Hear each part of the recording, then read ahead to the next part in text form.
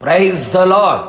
నీతిమంతుడైన యేసు క్రీస్తు ప్రభుల వారికి స్తుతి స్తోత్రములు కలుగునుగాక. నీతిమంతులుగా మార్చబడిన మీ అందరికీ నా ప్రేమ వందనములు.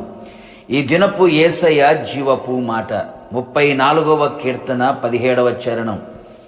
నీతిమంతులు మొర్రపెట్టగా యెహోవా ఆలకించును.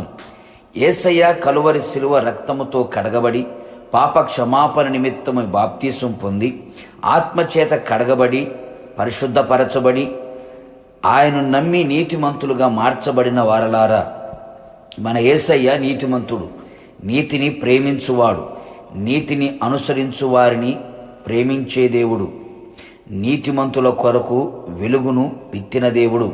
అంత మాత్రమే కాక ఆయన ప్రార్థన ఆలకించే దేవుడు, మనవుల ధ్వని విజ్ఞాపనముల ధ్వని ఆలకించేవాడు, మొర్రపెట్టగా ఉత్తరమిచ్చే దేవుడు.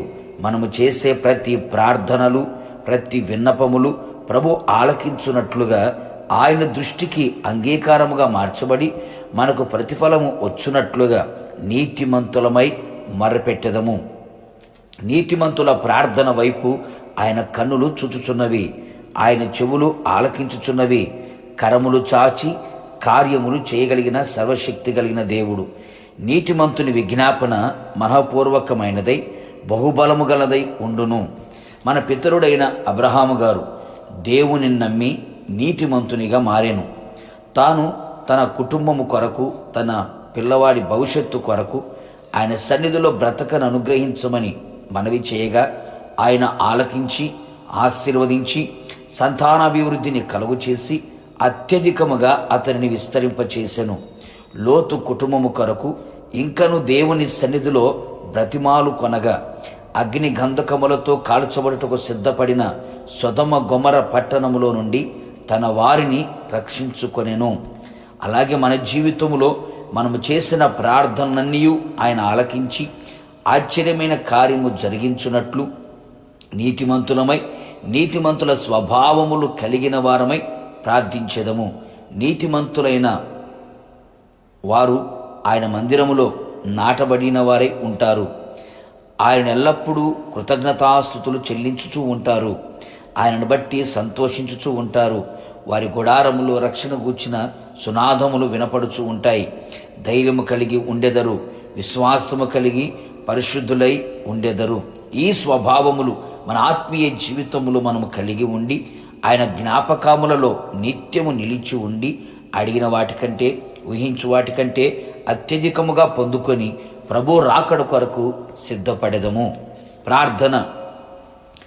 సర్వోన్నతుడా సర్వకృపానిదైన యేసయ్య, నీ పరిశుద్ధ పాదములకి కోట్లాది స్తోత్రములు చెల్లించుచున్నాం. మరొక దినములోకి మమ్మల్ని అందరినీ సజీవులుగా మీరు నడిపించారు, అందుని బట్టి స్తోత్రం. ఈ దినం మీరు మాకు అనుగ్రహించిన మీ జీవపు మాట కొరకు స్తోత్రం. అవును ప్రభా, మా ప్రార్థనలన్నీ ఆలకించబడి అంగీకరించబడి ఆశ్చర్యమైన కార్యములు మా జీవితంలో చూచున్నట్లుగా మేము నీతిమంతులుగా మారాలని, నీతిమంతుల స్వభావాలు ధరించుకోవాలని మీరు తెలియపరిచారు.